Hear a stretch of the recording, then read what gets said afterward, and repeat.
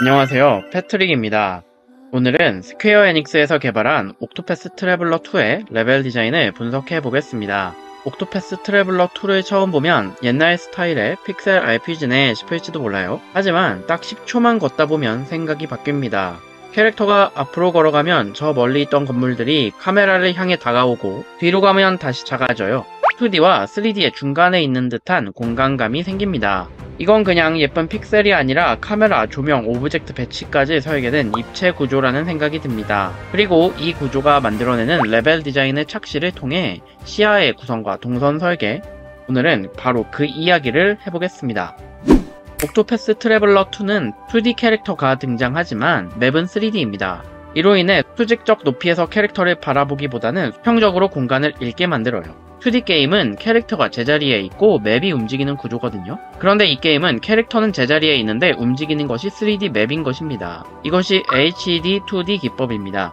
옥토패스 트래블러의 레벨 디자인은 위아래보다 깊이와 거리를 더 강조합니다. 앞으로 걸으면 공간이 확장되고 뒤로 물러서면 배경이 작아지죠. 그래서 우리는 2D 캐릭터를 조작하지만 걸으면 안으로 들어가는 감각을 경험하게 됩니다. 이건 시야 중심의 레벨 디자인입니다. 화면의 각도만으로 동선을 유도하고 있는 방식이죠. 이로 인해 이 게임은 색다른 시스템과 레벨 디자인 구조를 가지게 되었습니다. 수평으로 표현되는 높낮이와 저 멀리 보이는 보물상자, 그리고 필드의 몬스터 배치와 같은 측면에서 말입니다.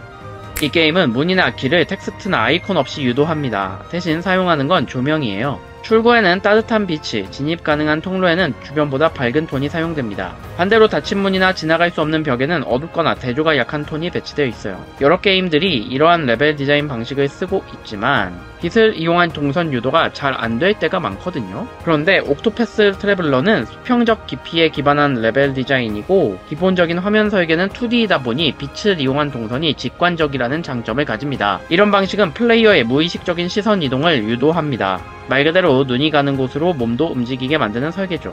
동선의 핵심은 말로 설명하지 않고 빛과 구도로 설계해내는 것. 이게 2D 레벨 디자인과 3D 레벨 디자인의 적절히 조합된 미야기작 시스템입니다.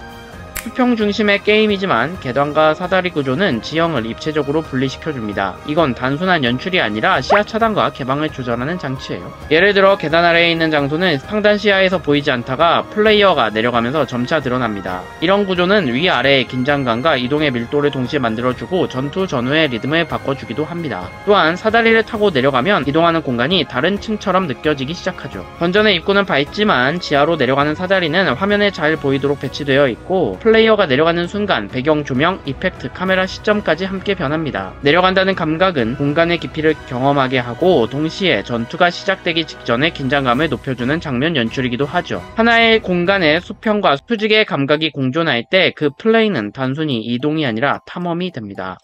플레이어는 항상 전체 맵을 보지 않습니다. 그래서 이 게임은 보물상자가 살짝 보이는 정도로 호기심을 자극하죠.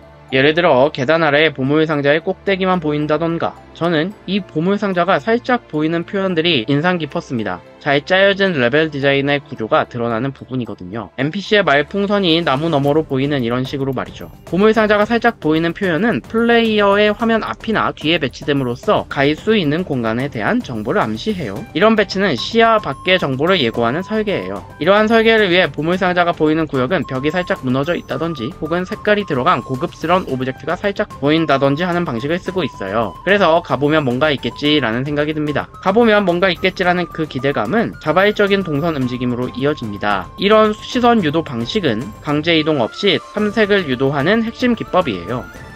옥토패스 트래블러 2의 전투는 탐색 중 예고 없이 튀어나옵니다. 이건 단순한 연출 선택이 아닙니다. HD 2D의 레벨 디자인 구조 안에서는 전투의 암시나 예고를 담을 수 있는 시각적 정보를 많이 배치하기 어렵기 때문이에요. 조형물, 연출, 오브젝트 효과 등으로 전투가 곧 벌어진다를 암시하면 레벨이 지나치게 장식되고 앞서 얘기한 빛이나 사다리 같은 탐색 유도 장치들이 잘 안 보이게 될 겁니다. 그래서 이 게임은 몬스터에 배치된 정보를 빼는 방식으로 긴장감을 만듭니다. 음악도 시야도 길의 분위기도 평범하게 유지됩니다. 지만 그 평범함 안에 언제 전투가 튀어나올지 모른다라는 감각이 설계되어 있죠. 이건 결과적으로 플레이어가 공간을 편안하게 걷지 못하게 만드는 설계이고 바로 그게 LCD 2D 레벨 디자인의 공간 배치의 한계와 이 부분을 해결하는 기획자의 전략이 만나는 지점입니다. 모든 기획은 한계를 가집니다. 그리고 여러분들은 그것을 해결해야 합니다.